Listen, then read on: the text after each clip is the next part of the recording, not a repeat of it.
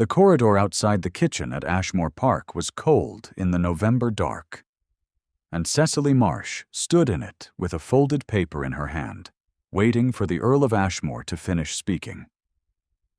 He had not stopped speaking for some time. He spoke about the morning's accounts, about the waste he had found recorded in the household ledger, about the particular laziness he attributed to those who could not be bothered to report spoilage in proper written form. He spoke, in short, the way men speak when they have decided that the person before them is furniture. Not impolitely, not with malice, but with the absolute confidence that their words require no response and will produce none. Cecily waited. She was accustomed to waiting. The paper in her hand was folded twice and addressed on the outside in her careful copperplate, the direction written plainly to Lord Ashmore regarding the matter of the preserved stores. She had spent 20 minutes on it that morning at the kitchen table, ink fingers and all, working out the figures on a piece of brown paper first, before committing them cleanly to the good sheet. The figures were sound. They explained, clearly and without waste of space, that the spoilage he was concerned about had resulted not from negligence, but from a water ingress in the east larder that had gone unrepaired for 3 weeks, and that the estate had in fact lost less than he believed, and that the corrected amounts were as follows. He did not take the paper.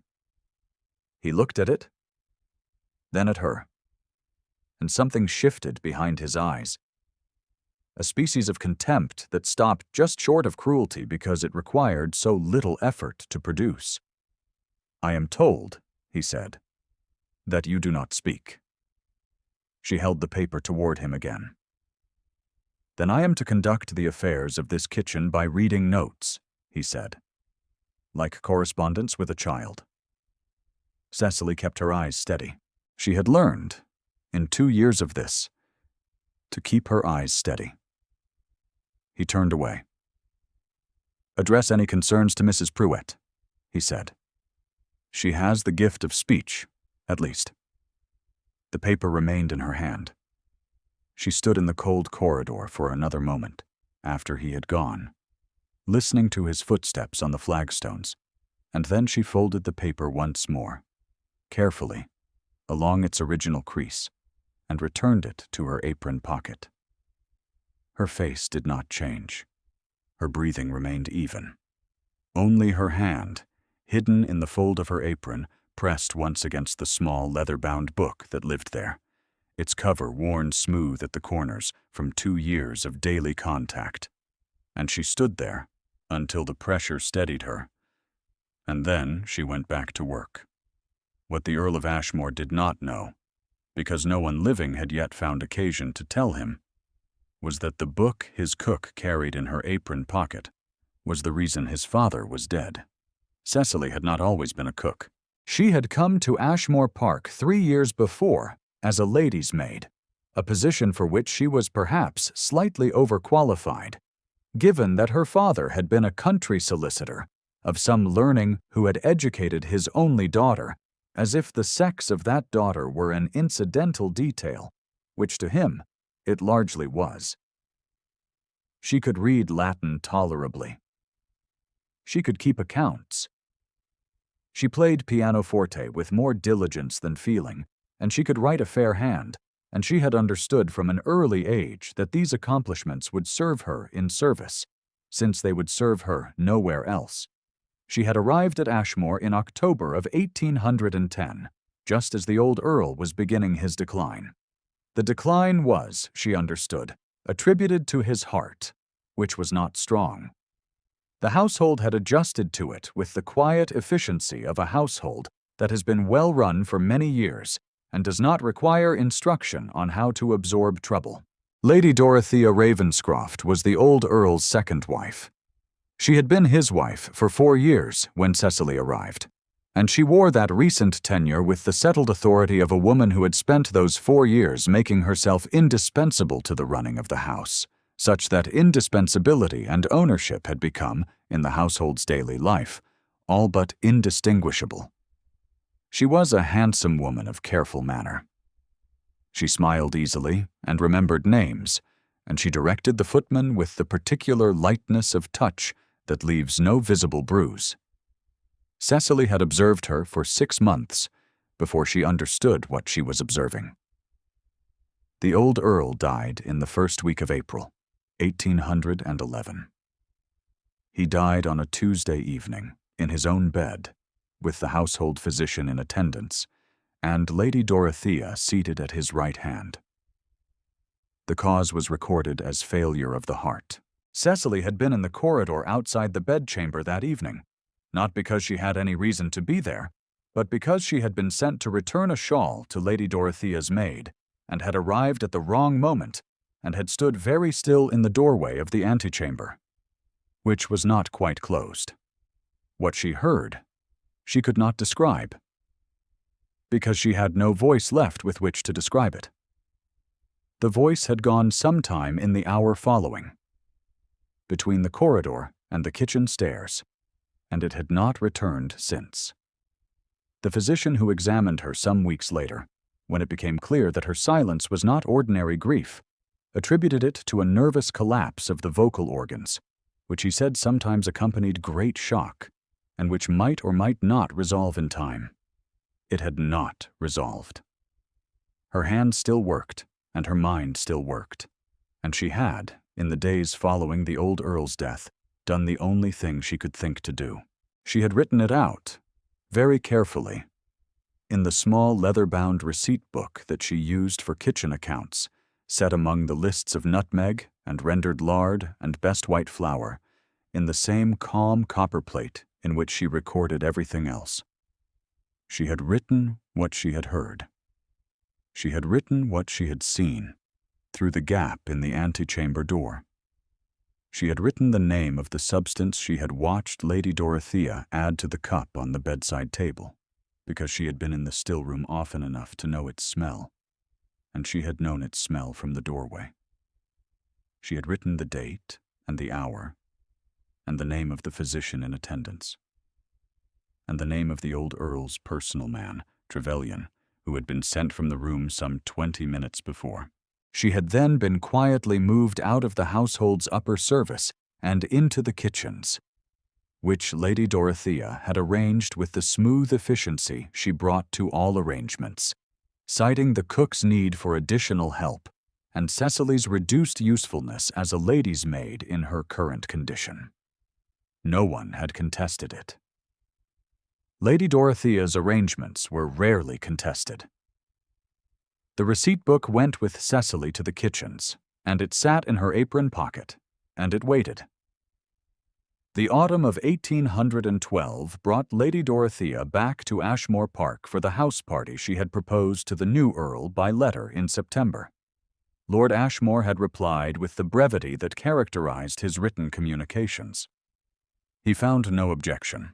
Lady Dorothea arrived on the 15th of November with 3 trunks, a personal maid, and Miss Arabella Finch, whom she introduced as the daughter of her late cousin, and who was, even to the most careless eye, the most carefully presented young woman Cecily had seen cross the Ashmore threshold in 3 years.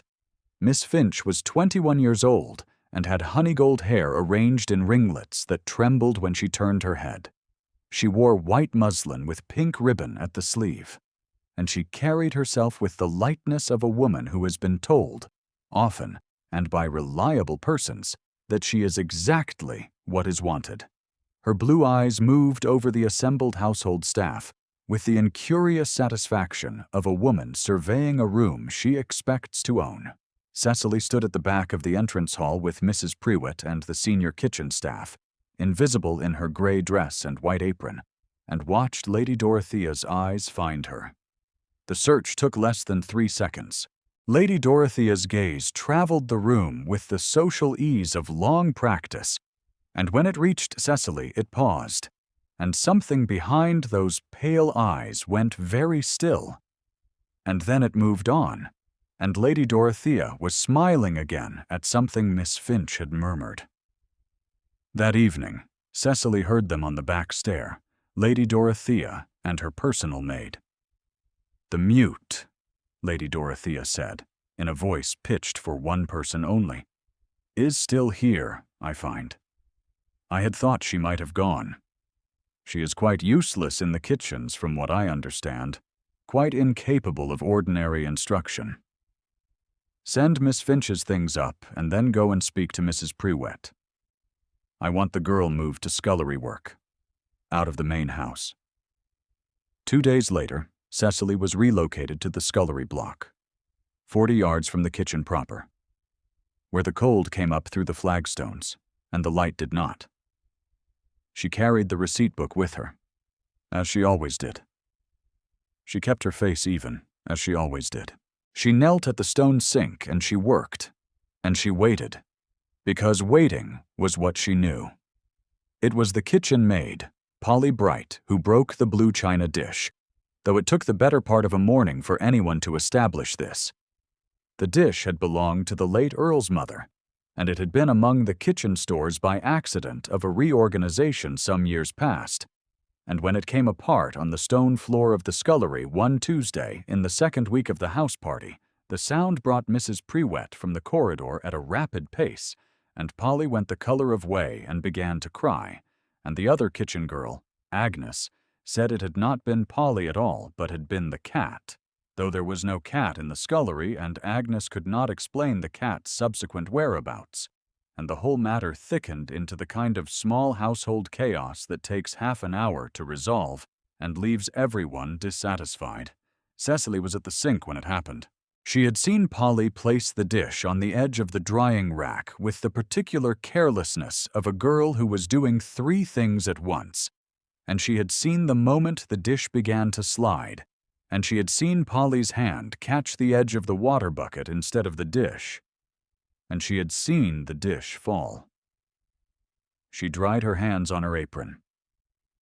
She took out the small notebook she kept in her pocket for the purpose of daily communication, and a pencil, and she wrote 3 sentences, quickly and in plain language, and she folded the paper and pressed it into Mrs. Prewett's hand at the first opportunity. She did not know that the Earl of Ashmore was standing in the doorway of the scullery yard. She did not know he had come to speak to the senior kitchen man about the wine stores, and had taken a wrong turning, and had arrived at the scullery just as the shouting subsided. She knew only what she was doing. She wrote what she had seen, and she gave the paper to the person who needed it. He retrieved the paper from Mrs. Prewett some 20 minutes later. Cecily was told this by Polly, who had witnessed it and who reported it to Cecily in the conspiratorial whisper of a girl who is still slightly weeping and wishes to be distracted from it. The following morning, the Earl of Ashmore appeared in the scullery doorway at 8:15. Cecily was at the sink. She did not hurry. "You are Miss Marsh," he said. She turned and looked at him steadily, and she inclined her head. "The paper you wrote," he said. "You saw what happened with the dish." She inclined her head again. "The matter is resolved," he said. "Polly Bright is not to be disciplined." He paused. He looked at her with an expression she could not quite read, as if he were attempting to classify something whose category was unfamiliar. "You write quickly," he said. "And clearly." Cecily waited. "That is all," he said, and he left. She stood at the sink with her hands in the cold water for a long moment after his footsteps had faded. Her chest was very still. She reached into her apron pocket and touched the receipt book. And she thought, not yet. Perhaps. The late Earl's study had been left largely as it was. Lord Ashmore had added nothing to it and removed nothing from it, and in this way it remained a room that belonged to the dead man, a space held in trust for grief that the current occupant of the title had not yet found the right words to enter. He went there, Cecily had learned, on the evenings when the house party required more of him than he chose to give.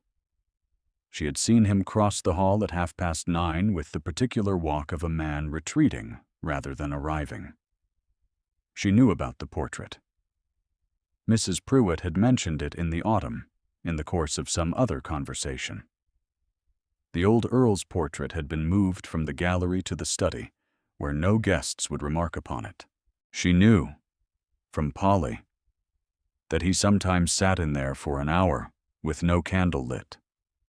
She knew about the battle from Trevelyan, the old Earl's personal man, who was still with the household, and who spoke sometimes of the young lord with the careful admiration of a man who has watched a boy become hard. Cavendish had been with the cavalry in the spring of 1811, near the border. He had received word of his father's death by military dispatch 8 days after the fact, when the burial was long past and the succession was already underway. He had arranged for his own replacement, applied for his return, and been home by June. He had arrived, Trevelyan said, to a house that had already adjusted. Lady Dorothea had managed it. The household had absorbed it. The machinery had continued without him, and his father had died without him at the bedside. And Lord Ashmore had not, to Trevelyan's knowledge, spoken of this to anyone in the 18 months since. Cecily thought about the portrait in the study in the dark. She thought about what it was to keep a thing locked inside yourself because you had no language for it that the world would accept. She thought she understood that particular room quite well. The dinner table seated 20. Lady Dorothea had arranged the placement cards herself, and she had placed Miss Finch at Lord Ashmore's right, and she had placed herself at his left, and she had placed the conversation as carefully as the china, steering it through topics that allowed Miss Finch's accomplishments to surface in the manner of natural conversation rather than deliberate exhibition. The servants moved between the courses. Cecily was not among them. She was in the kitchens, where she belonged. She was near the dumbwaiter, however, when Miss Finch's voice came down with the dishes. "Lady Dorothea tells me your cook cannot manage speech," Miss Finch said, her tone the bright social one of a girl who has found a conversational curiosity. "The mute in the kitchens. Is that not a peculiar arrangement? I should not know how to manage a cook who could not tell me what she intended to prepare." "She writes well enough," Lord Ashmore said, after a pause that was longer than necessary. "But surely the difficulty," Miss Finch began, and then the dumbwaiter moved, and Cecily heard no more. She stood in the kitchen with a spoon in her hand and the warmth of the fire at her back, and she was very still. That night, she opened the receipt book and read what she had written, all of it, from the beginning. It took her some time. She read it carefully, as if it belonged to someone else, as if she were a solicitor reviewing a brief for accuracy. When she was finished, she closed the book and held it between both hands, and she sat with it until the kitchen fire burned low. 3 mornings after the dinner, Cecily came back from the laundry yard to find her room searched. She had not been certain of it at first. Nothing was overtly displaced. The search had been conducted with some care. The receipt book was simply not in her apron because she had left it on the windowsill that morning while she washed, and it was not on the windowsill now, and it was not on the floor, and it was not behind the chair, and it was not in any place it might have fallen or been inadvertently moved. It was gone. She stood in the middle of her small room with her wet hands clasped at her waist, and understood what had happened with the same cold clarity that she had understood things 2 years ago in the antechamber corridor. Lady Dorothea had it. She went to the kitchen table and she opened the drawer where she kept her paper and pencil. The paper was there, but the pencil had been removed, and she could not explain how. And then she understood that it had not been moved by accident. And she stood at the table with the blank paper before her and the cold in her fingers. And for the first time in 2 years, she felt something very close to despair. Mrs. Pruitt found her there some time later. "Lady Dorothea spoke to me this morning," Mrs. Prewitt said, in the careful voice of a woman reporting something she does not entirely understand. On the back stair, early. She said you had been causing difficulties. She called you. Mrs. Prewitt paused. She was a practical woman of some conscience. She called you the mute. She said that nothing a mute cook put to paper could be taken as reliable evidence of anything, and that if you were wise, you would remember your station and stop bothering anyone with your notes. Cecily heard this. She sat at the table, and she heard it, and she looked at the blank paper in front of her, and the empty drawer, and the cold room beyond the window. She thought of the receipt book in Lady Dorothea's possession. She thought of how easy it was to burn a small leather book.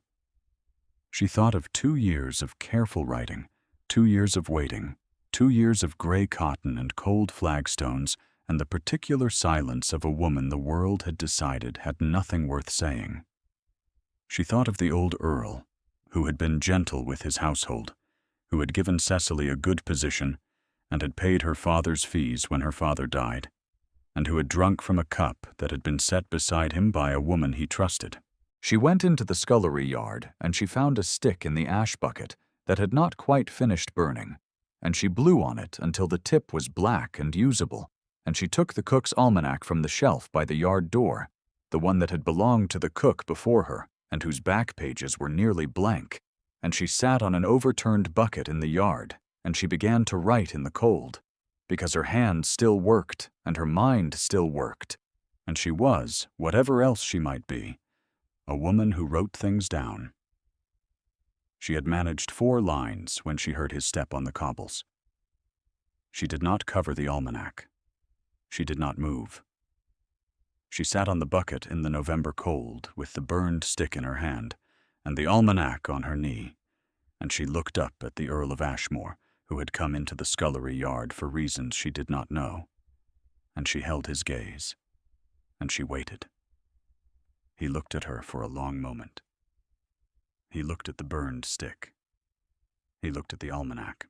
He looked at her hands, which were smudged with ash, and at the 4 lines she had written, which he could read from where he stood, because she had printed them large enough for the light. "Your notebook is missing," he said. She held his gaze. "I see." He was quiet for a moment. "Come inside," he said. "There is paper in the study." The study was warm, and it smelled of old leather and coal smoke, and faintly of the particular tobacco the old Earl had preferred. Cecily knew it only from the corridor. She had not been inside since her reassignment to the kitchens. The portrait of the late Earl hung above the mantel, and she looked at it once and then away, because the old man's expression in it was kind, and she could not look at kind things just now without her composure becoming uncertain. Lord Ashmore set paper on the desk and a pen and ink, and he stood at the window with his back to her, which she understood was an act of courtesy, allowing her time to settle. She sat at the desk, and she wrote everything. She wrote what she had seen in the antechamber doorway in the first week of April, 1811. She wrote what Lady Dorothea had added to the cup, and why she was certain of its name, and from what study she had recognized it. And she wrote the name of Trevelyan, the old Earl's man, who had been in the room before she arrived, and who could attest to the sequence of events if asked. She wrote the name of the physician, Dr. Parrish of Bakewell, and she wrote that she had heard Dr. Parrish express uncertainty in a conversation with Trevelyan the following week about the specific presentation of the Earl's final hours, an uncertainty that he had nonetheless not committed to record. She wrote that she had heard Lady Dorothea speak to Dr. Parrish privately after the funeral, and that Dr. Parrish had, thereafter, not expressed uncertainty to anyone. She wrote the substance's name again, and she wrote where it could be obtained, and she noted that a woman who managed the still-room of a large household would have no difficulty obtaining it, and she wrote the name of the apothecary in Matlock, whom the Ashmore still-room had used for 3 years, and she noted that he would have records. She filled 3 pages. Her hand was steady throughout. She placed the 3 pages in front of him, and she stood and she went to the window, and she looked at the bare parkland in the gray morning light, and she waited. She heard him sit. She heard him read. She heard him turn the pages. She heard him read them again. She heard his chair move. She heard him stand. "Trevelyan," he said at last, to no one or to the room. "I should have spoken with Trevelyan."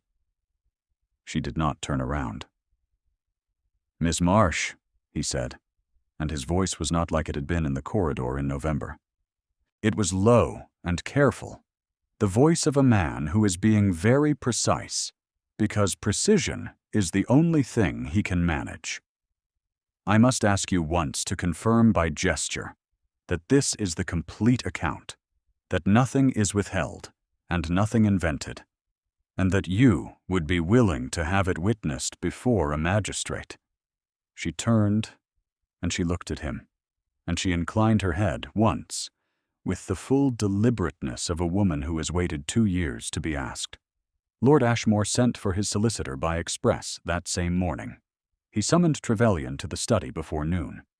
He made, as far as Cecily could tell, from the evidence of closed doors and low voices and the particular quality of stillness that settled over the upper house, approximately 6 decisions in the space of 4 hours, and he made them in the quiet, decisive manner of a man who has, all his life, been waiting for someone to show him where to look. The final dinner of the house party was set for the evening of the 23rd of November, and Lord Ashmore did not cancel it. He altered the seating arrangement. The dining room held 16 that evening. Lady Dorothea and Miss Finch were present, and the 3 baronets and their wives who had come up from Bakewell for the occasion, and 2 of the local magistrates, and Trevelyan, who had not previously been placed at a dinner table in this house, but who was placed at one tonight, at the foot, in quiet clothes, with his hands folded on the tablecloth. And there was a solicitor named Mr. Hartwell, who had driven from Derby in 6 hours, and who sat to the left of the magistrate from Bakewell with a leather case on his lap. Lady Dorothea noticed none of this at once. She was performing the role of gracious widow and informal hostess with the ease of 3 years' practice, and Miss Finch was at Lord Ashmore's right, and the first course proceeded without incident, and Lady Dorothea smiled at the baronets and engaged the wives, and allowed herself to believe that the evening was proceeding according to the shape she had given it. The receipt book lay on the white cloth in front of Lord Ashmore's place. He had recovered it from Lady Dorothea's room that afternoon, with the assistance of her personal maid, who had been given the choice of cooperation or consequence, and had cooperated immediately. He had placed it on the tablecloth where Lady Dorothea could see it from her seat at his left. It was some time before she did. She saw it between the first and second courses, when the footmen were changing the plates. The change in her was very small. Her hand, which had been reaching toward her wine-glass, stopped. Her face remained exactly as it was. Only her hand stopped, and remained stopped, for just long enough that the baronet beside her glanced at her face with a faint curiosity. Lord Ashmore waited until the plates were set. "Trevelyan," he said, and the table went quiet, because the word had been spoken in a particular register that tables go quiet for. "Will you tell those present what you observed on the evening of the 3rd of April, 1811? Trevelyan told them. He was a man of 50 years and considerable self-possession, and he had been waiting, it emerged, for approximately 18 months for someone to ask. He spoke clearly and without embellishment, and when he was finished, he looked at Lady Dorothea with the expression of a man who has set something down that had been very heavy. The table had been silent for some time when Lord Ashmore placed Cecily's 3 pages in front of Mr. Hartwell. Lady Dorothea recovered. It took her a moment, but she recovered, and she began to speak. And she spoke in the polished, careful manner that had always served her.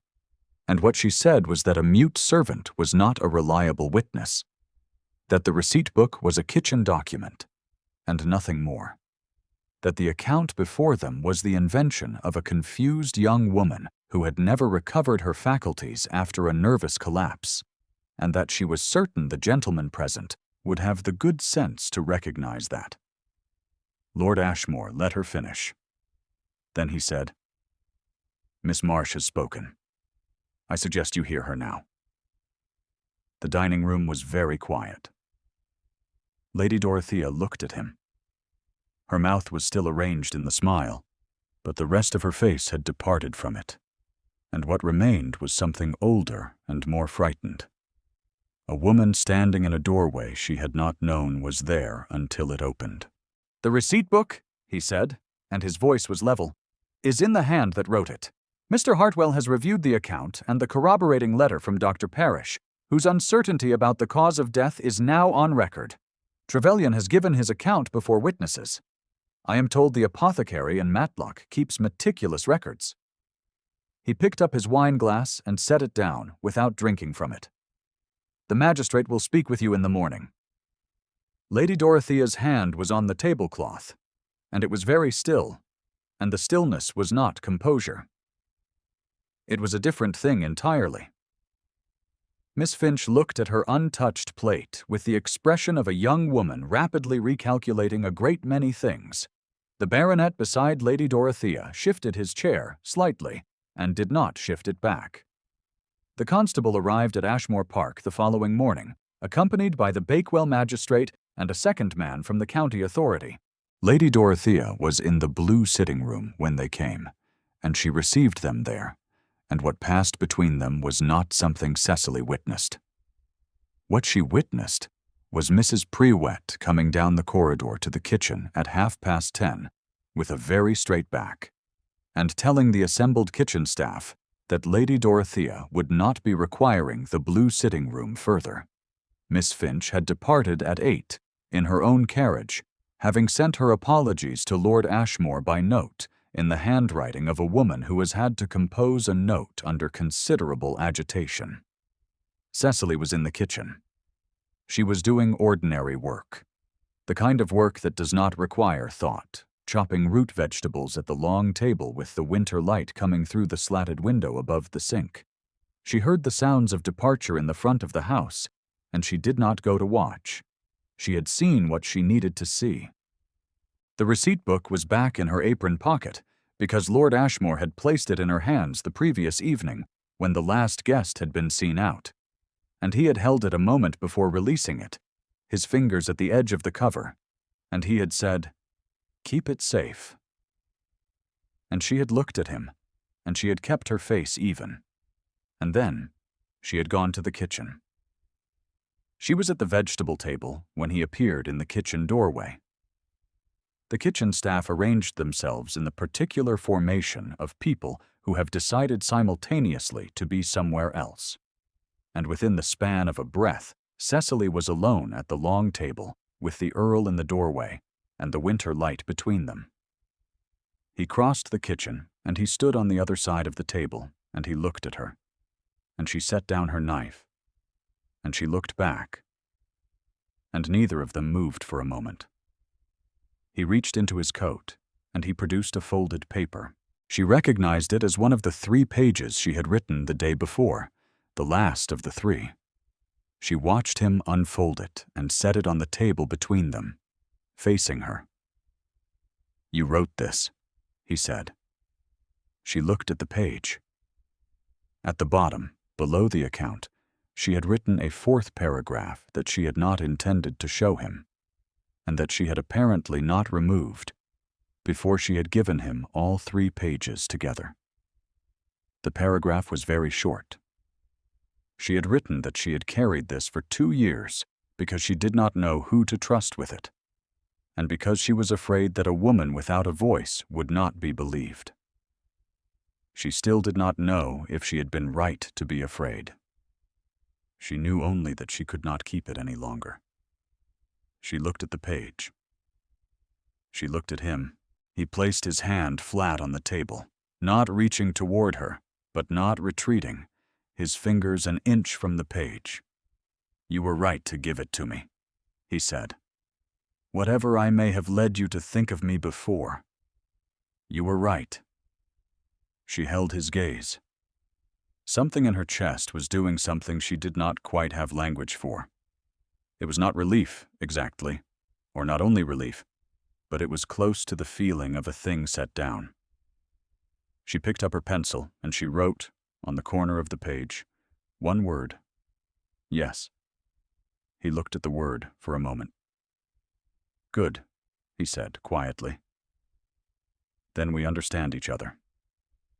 He did not move away immediately. He stood at the table with his hand near the page and his eyes on her face, and she did not look away, and the winter light from the slatted window lay across the table between them. And for a long moment neither of them required anything further. By the spring, Cecily had been given a small sitting room on the east side of the house, in the wing that caught the morning sun. It was not a large room. It held a chair and a table and a bookshelf that she had filled, over 3 months, with the notebooks she kept. 6 notebooks by April, in addition to the receipt book, and a 7th begun. She wrote about the estate. She wrote about the kitchen garden and the state of the east larder, which had been repaired in December and no longer admitted water. She wrote about the succession of the old Earl's personal affairs, which were being managed by Mr. Hartwell, and which had produced, among other things, a letter of inquiry from Lady Dorothea's solicitor and a response from Cavendish's solicitor that had, by all accounts, been very short and very clear. She wrote other things as well. Things that were not about the estate, things that had no practical application, things that were simply the content of a mind that had been largely silent for 2 years, and was now finding it had a great deal to say. She wrote about the light in November and the particular quality of silence in a large house when everyone in it has gone to bed. She wrote about the way a man looked when he was standing at a window thinking about something he would not say aloud. She gave him the notebooks to read. It had started by accident, the first one left on the study table when she had been called away. But he had read it, and he had not mentioned it directly. And the following week she had left another, and he had read that too. And by now it was something they did not discuss because it did not require discussion, and she thought this was perhaps the best kind of understanding, the kind that does not need a name. His father's case had been heard before the county authority in February. Dr. Parrish had given his account, revised and complete. Trevelyan had given his. Mr. Hartwell had presented Cecily's written testimony along with the apothecary's records, which were exactly as meticulous as she had indicated. The outcome had been what the evidence required. Cecily had not attended the hearing because she could not give spoken testimony, and because Lord Ashmore had said she did not need to, and she had allowed herself to believe him. On a morning in the middle of April, she came into the study to leave the 7th notebook on the table, and she found him already there, at the window, with the 6th notebook open in his hand, reading. He looked up when she entered. "The passage about the kitchen garden," he said. "The one in the 2nd week of March. You wrote that you had heard something moving in the rosemary bed, and that it had turned out to be a thrush that stood for 5 minutes regarding you without apparent concern." She waited. "I found myself," he said, "wondering what the thrush made of it, of being regarded in return." He closed the notebook, but his finger remained between the pages, marking his place. "You observe things very precisely." She reached into her apron pocket, and she took out the receipt book, and she set it on the study table, in its usual place, because she had begun to bring it there in the mornings, rather than carry it with her through the day. And it lived on the table now beside the small silver inkwell that had been the old Earl's, which Cavendish had moved from the writing desk to this particular spot without comment. He watched her set it down. "Miss Marsh," he said, and something in his voice had shifted. The careful levelness of it still present, but with something else beneath it. something that was not quite level and was not trying to be. She looked at him. "I am told," he said, "that there are persons who recover the use of their voice after an interval, that the mechanism is sometimes a question of time and circumstance." He paused. "I am also told that there are persons who do not, that the silence, after a certain point, becomes its own kind of language." He was quiet for a moment. "I want you to know that I am capable of learning either language, should it be required." She looked at him for a long time, standing with the spring light coming in at the window and the 7th notebook on the table and the receipt book beside the inkwell that had been his father's. And she thought that she had spent 2 years in the absolute cold of being unheard, and that this was not that, and that she knew the difference, and that the difference was not a small thing. She crossed to the table. She opened the 7th notebook to the next blank page. She wrote, in her careful copperplate, that she believed he was capable of it. She had read it already in how he listened. She turned the notebook toward him. He read it. He read it again. "Thank you," he said, which was not quite an adequate response. And he appeared to know this, because he said nothing further, and she did not require him to. She left the notebook on the table when she went, as she had come to do, and the receipt book remained where it was, beside the inkwell, in the morning light, its cover worn smooth at the corners from 2 years of careful keeping, and outside the window the Derbyshire spring was doing the ordinary work of springs, and the thrush was somewhere in the kitchen garden, regarding things without apparent concern. Some things take a long time to be heard. Some things, once they are heard, cannot be unheard. She had known both of these, and now she knew the territory that lay between them. And it was warmer than she had expected. And it was hers. If this story moved you, consider leaving a word in the comments. Thank you for staying until the end.